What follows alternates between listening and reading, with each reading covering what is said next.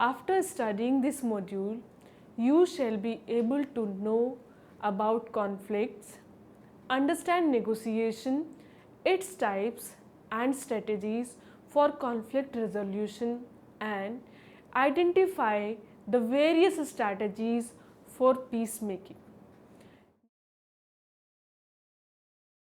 Conflict is a very common part of social interaction and human life.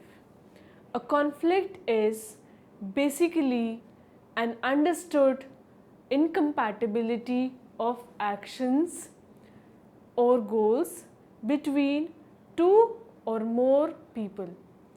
Many people have a very difficult time in finding adequate solution for resolving conflicts.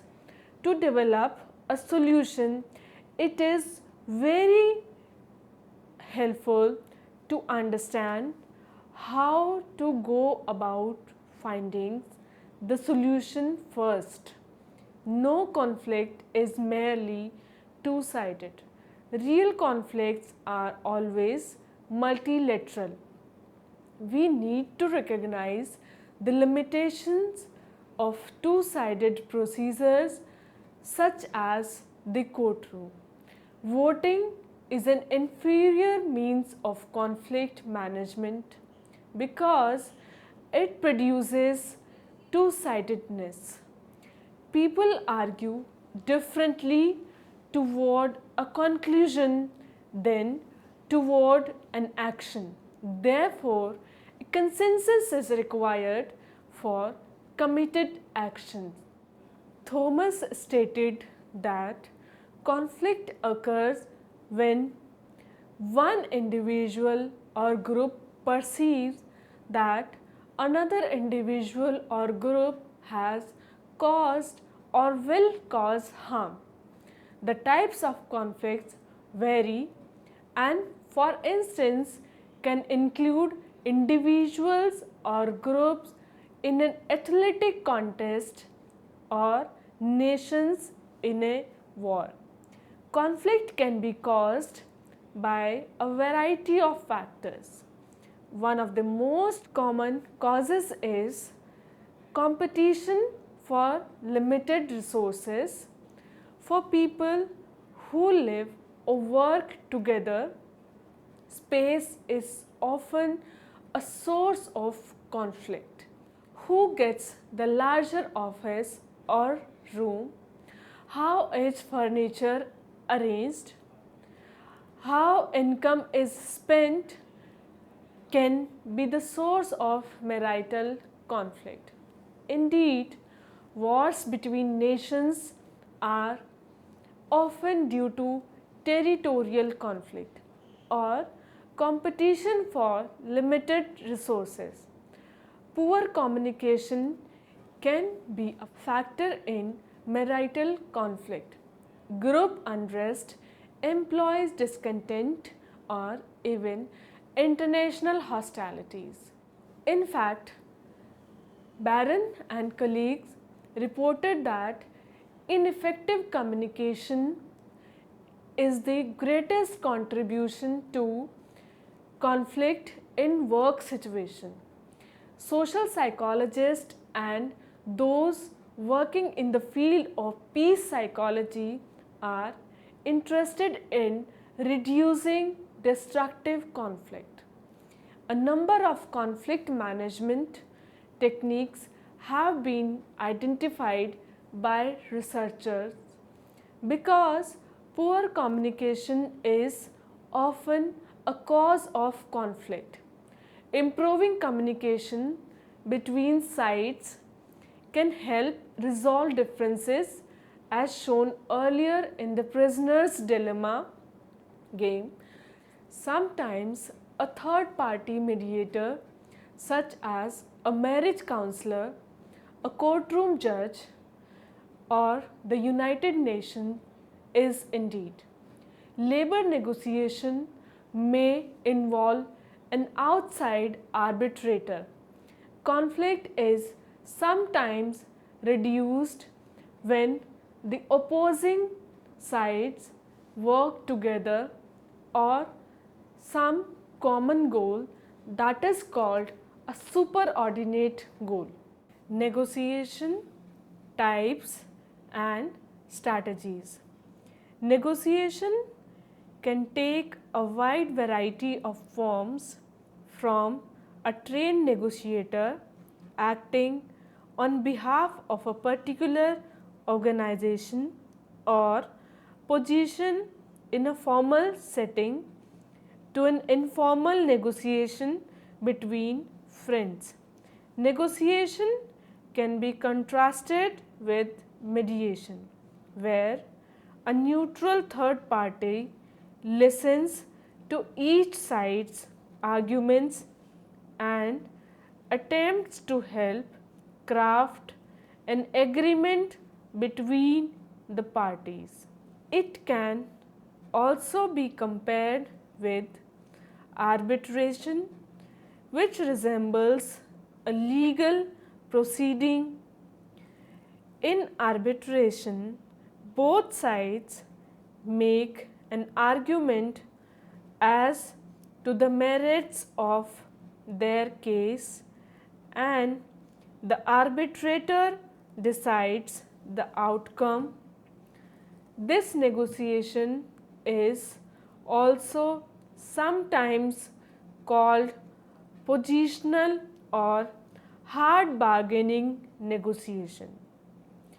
When faced with a conflict of interest, a common form of conflict resolution is negotiation. The term negotiation can be identified in different ways. As Daniel Druckmann puts it, negotiation is a method of handling conflict, a puzzle to be resolved, or a bargaining game involving an exchange of concessions. Negotiation is a process by which persons who have shared an opposed interest want to come to an agreement and try to work out a settlement.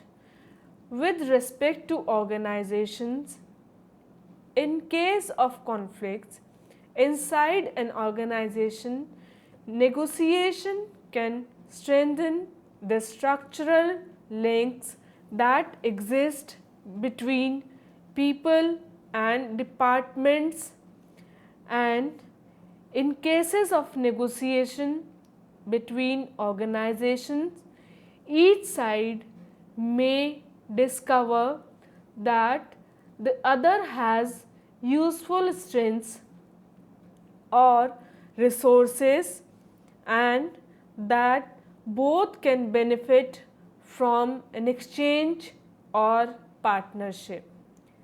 Thus, negotiation is a process of communication aimed at achieving specific goals where parties in conflict work together for an outcome and meet their interest better than their best alternative.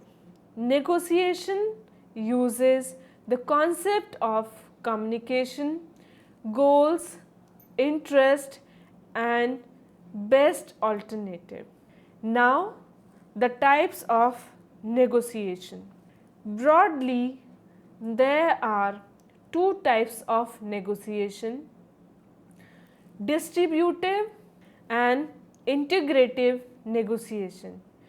In distributive negotiation, the goal is to make an agreement more favorable to oneself than to others, and in integrative negotiation, the goal is to make an agreement that benefits everyone involved. Social interdependence theory provides a framework for understanding negotiation and its types. Social interdependence theory operates when the accomplishments of each individual goals is affected by the actions of others. There are two types of social interdependence. One is positive, which is cooperative, and the other is negative, which is competitive. Positive interdependence exists when individuals perceive that they can reach their goals only and only if other individuals also reach their goals, and therefore promotes each other's effort to reach the goals. Negative interdependence exists when they perceive that they can obtain their goals only if others fail to obtain their goals, and therefore obstruct each other from reaching their goals. Positive interdependence results in interaction, and negative interdependence results in oppositional interaction.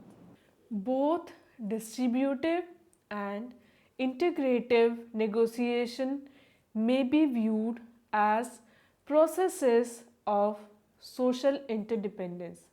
In terms of processes, the basic premise of social interdependence theory is that positive interdependence will result in interaction, which in turn results in cooperation. Negative interdependence, on the other hand, will result in oppositional interaction, which in turn results in competition. Now, the distributive negotiation. Distributive negotiation may be seen as a competitive situation in which individuals seek to win by reaching an agreement that is favorable to them and unfavorable to the other. Distributive negotiation is often referred to as zero-sum negotiation. The assumption is that the issue is a zero-sum conflict in which individuals' goals are negatively correlated. Gains for one person translate into equal losses for the other. The objective of distributive negotiations is the maximization of unilateral gains, and each person tries to maximize self gain and obtain the largest possible share of a fixed pie. Negotiators interact with each other as though they have no past history or future relationship. Distributive negotiation is often used in situations where there is a single fixed issue to be negotiated and where the greatest concern is getting the best possible value. A key difference between the two types of negotiation is how information is handled in distributive negotiation. In distributive negotiation, the goal is to withhold as much information as possible. putting the other side at a disadvantage. It is also important to try to find out as much information as you can about the other side to create a greater advantage for yourself. Now we will discuss integrative negotiation. Integrative negotiations may be seen as a cooperative situation in which individuals seek an agreement that benefits everyone involved. The assumptions are that it leads to joint gain and individuals' goals are positively correlated. Gains for one person translate into equal gains for the other. The objective of integrative negotiation is to maximize mutual benefits, and each person tries to expand the pie to ensure everyone's goals will be met to the greatest extent possible. This type of negotiation requires being good at both creating value and claiming it. The goal is to create as many options with as much value as possible for both sides, and then parties need to claim the best value for themselves among the options that have been created. This can result in both sides getting exactly what they want, but in most cases it requires that each side compromise slightly to get what it values the most. Now, negotiation styles. Neath W. Thomas identified 5 styles responses to negotiation. These 5 strategies have been frequently described in the literature and are based on the dual concern model. The dual concern model of conflict resolution is a perspective that assumes individuals' preferred method of dealing with conflict is based on 2 themes or dimensions. One is a concern for self, that is assertiveness, and the other is a concern for others, that is empathy. Based on this model, individuals balance the concern for personal needs and interests with the needs and interests of others. The following 5 styles can be used based on individuals' preferences depending on their pro-self or pro-social goals. These styles can change over time, and individuals can have strong dispositions towards numerous styles. First is accommodating.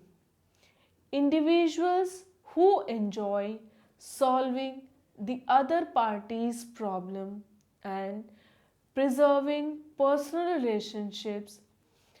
Accommodators are sensitive to the emotional states, body language, and verbal signals of the other parties.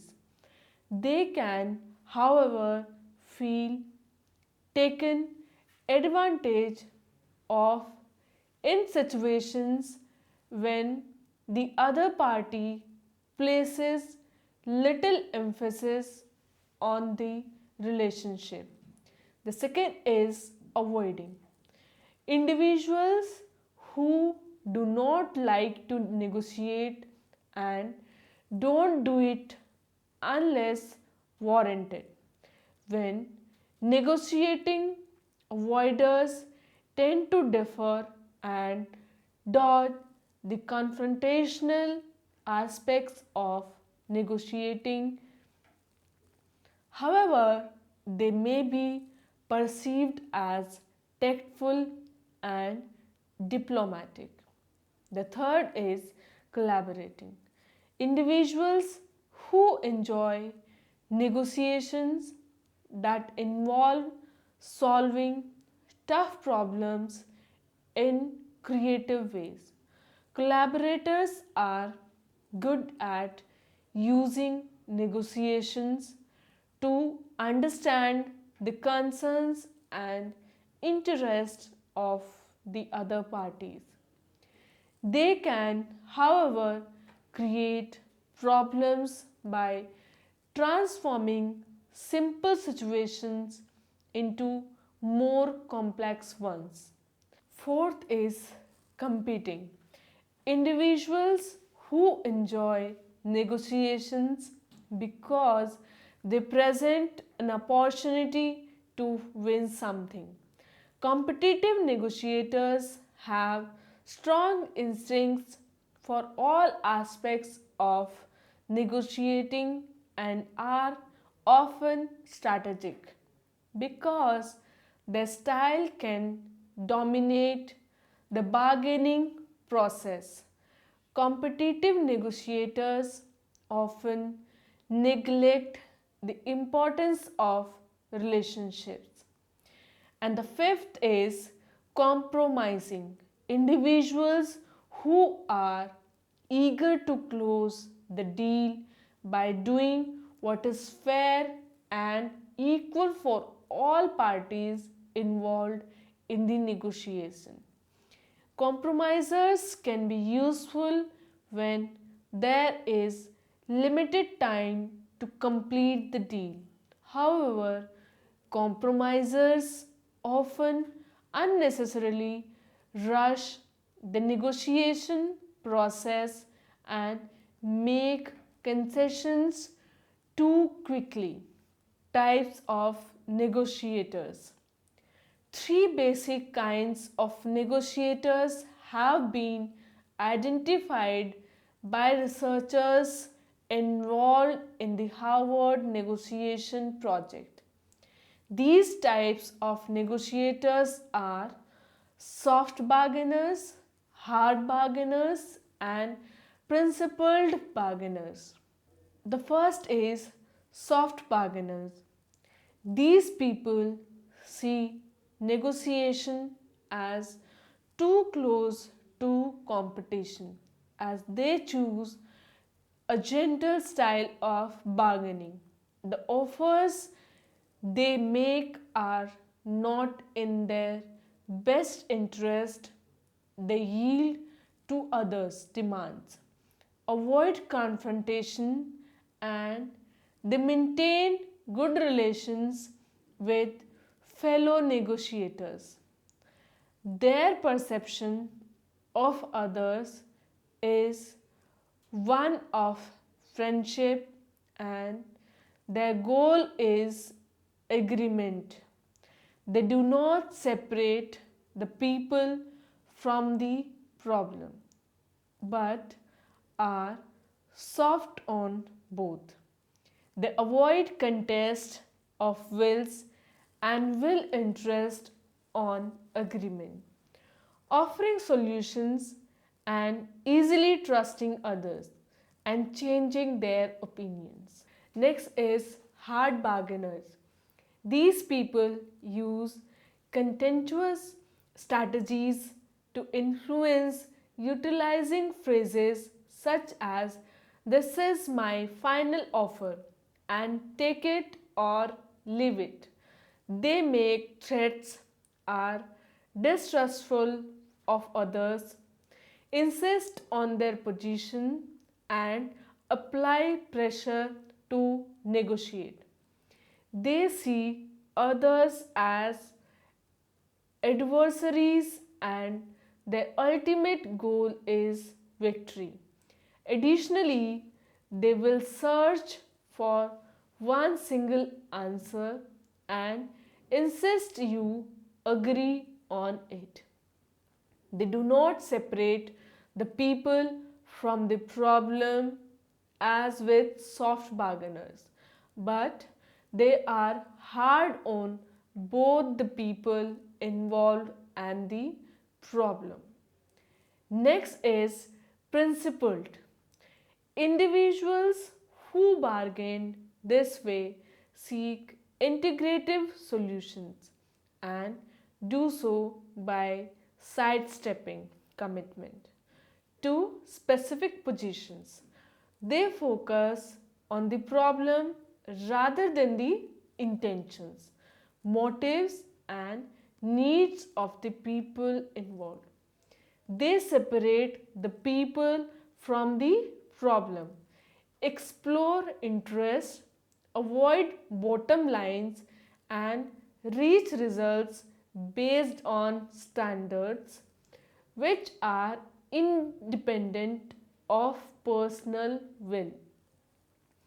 They base their choices on objective criteria rather than power, pressure, self interest, or an arbitrary decisional procedure. These criteria may be drawn from moral standards, principles of fairness, professional standards, tradition, and so on. Researchers from the Harvard Negotiation Project recommend that negotiators explore a number of alternatives to the problems they are facing in order to come to the best overall solution, but this is often not the case, as when you may be dealing with an individual utilizing soft or hard bargaining tactics. Now, the next topic is peacemaking. The term peacemaking is used in several different ways. Peacemaking, like other conflict resolution instruments, is hard to define and may be intended by different users to mean different things. Peacemaking is used to cover a wide range of missions and often include peace building and peacekeeping. The main function of peacekeeping is to facilitate the transition from a state of conflict to a state of peace. Peacemaking included the actions aimed at bringing two or more hostile parts to an agreement through diplomatic negotiations and with their consent. Now, the peace building. In contrast with peacekeeping, post-conflict peace building is a new concept of which the UN first took note in 1992. There are two basic types of peace building. First is, it aims either to reinforce preventing diplomacy, remedying the root causes of conflicts such as environmental degradation, underdevelopment, and threats to the human security and individuals, or by institutionalizing peace after a conflict. Peace building is longer term more systematic process, also designed to prevent violence from reigniting by mending relationships and remedying the underlying causes of violence and conflict in the first place. Peacemaking and peacekeeping both involve processes designed to stop violence and prevent it from restarting. Peacemaking is the creative process of engaging with others to make positive and lasting change. Peacemaking requires courage, compassion, and collaboration to create justice where it did not exist before. It also means taking a stand and being committed to creating change, no matter what challenges come up. According to the UN, peacemaking is action to bring hostile parties to agreement, essentially through such peaceful means. Peacemaking is the diplomatic effort intended to move a violent conflict into non-violent dialogue. The objective of peacemaking is thus to end the violence between the contending parties. Peacemaking can be done through negotiations, mediations, conciliations, and arbitration. Peacemaking is sometimes used to refer to a stage of conflict which occurs during a crisis or a prolonged conflict after diplomatic intervention has failed and before peacekeeping forces have had a chance to intervene.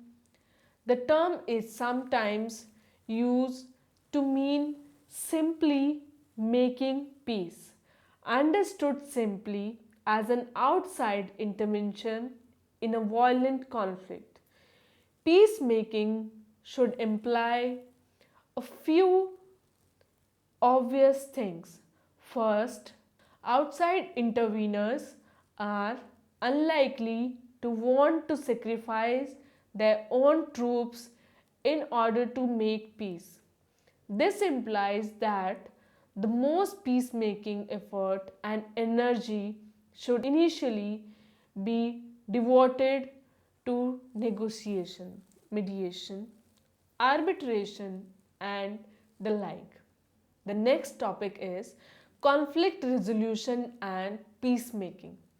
According to Myers, whenever two or more people, groups, or nations interact, their perceived needs and goals may conflict. Social dilemmas arise when one side fails to empathize with the other's perspective and falsely attributes reasons to the other's behavior.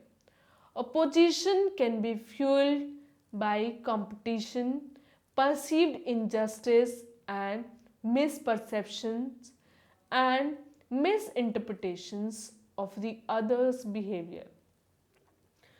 Through evolving self-serving motives and the idea that only one side can win as groups gain strength, so does the potential for social dilemma.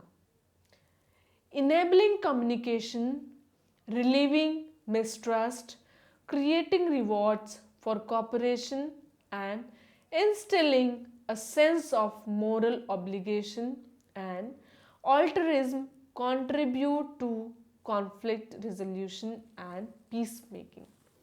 According to Myers, conflicts occur when there is disagreement on the equality of justice, contributions, and the division of beneficial outcomes. Contact increases deeper relations between those who are in disagreement, and equal status contacts tend to be intellectually growth promoting and fosters greater acceptance of difference. Next is cooperation. Although perhaps too simplistic in its fundamental form, cooperation is especially beneficial when opposing groups work together to avert a common threat or to achieve a goal that will benefit both sides. Cooperative contact, even for opposing governmental groups, has been shown to promote positive regard for oppositional forces. As claimed by Myers, protecting and preserving common interest, building cohesiveness. Next is communication. Because of the difficulty communication poses for conflicting parties, mediation with the help of a third party can promote fair communication. Mediators can offer a valuable perspective, often difficult for oppositional forces when they are entrenched in self-serving agendas that incorporate the exclusive concept of one side winning and the other losing. Increasing awareness will advance understanding and replace mistrust with renewed faith and confidence. If the mediator can persuade the conflicting parties to re-evaluate their perspective of the situation, the attainment of goals through conceding less important agendas helps both sides reach an end that might otherwise be unattainable. Next is conciliation. When two parties are continually strained with limited to no communication, both parties may be persuaded by a remarkably ordinary, slightly appeasing gestures. As tension gives slightly, such pause is usually sufficient to convince parties to de-escalate to a point where contact, cooperation and communication may be possible.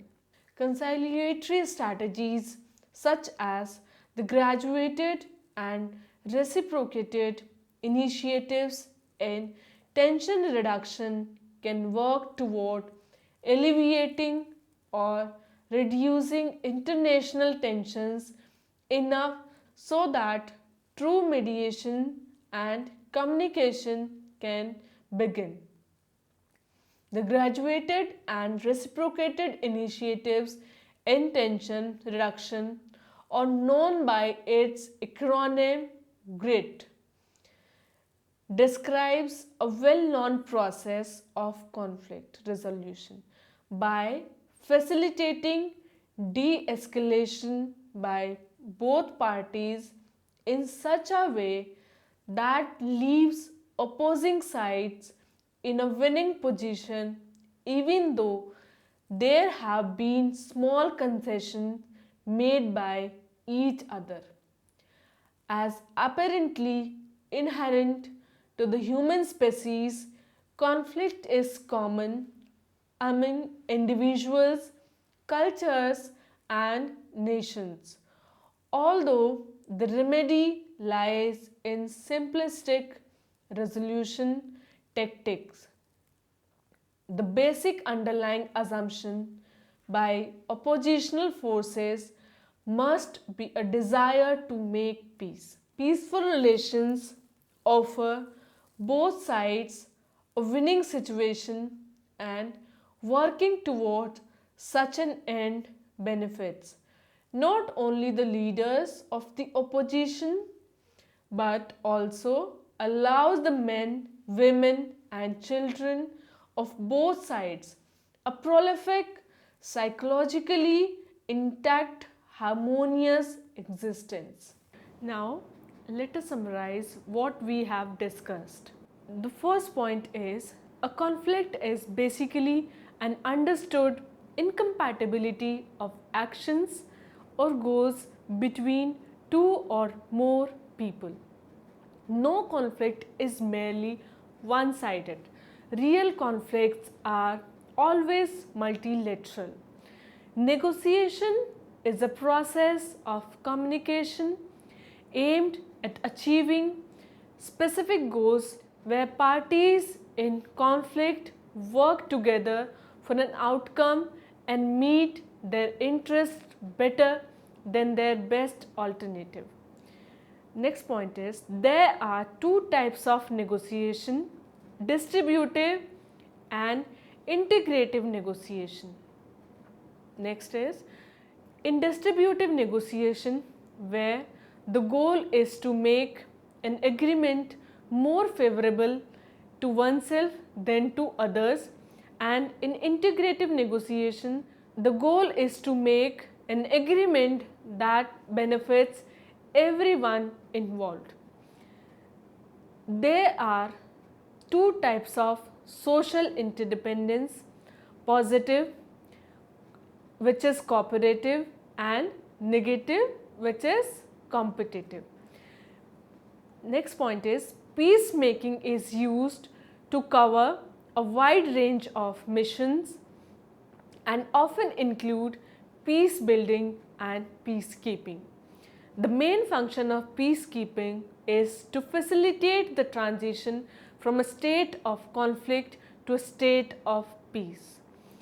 In contrast with peacekeeping, post-conflict peace building is a new concept of which the UN first took note in 1992. There are two types of peace building. One is it aims either to reinforce preventive diplomacy, or the other is by institutionalizing peace after a conflict. Peacemaking can be done through negotiation, mediation, conciliation, and arbitration.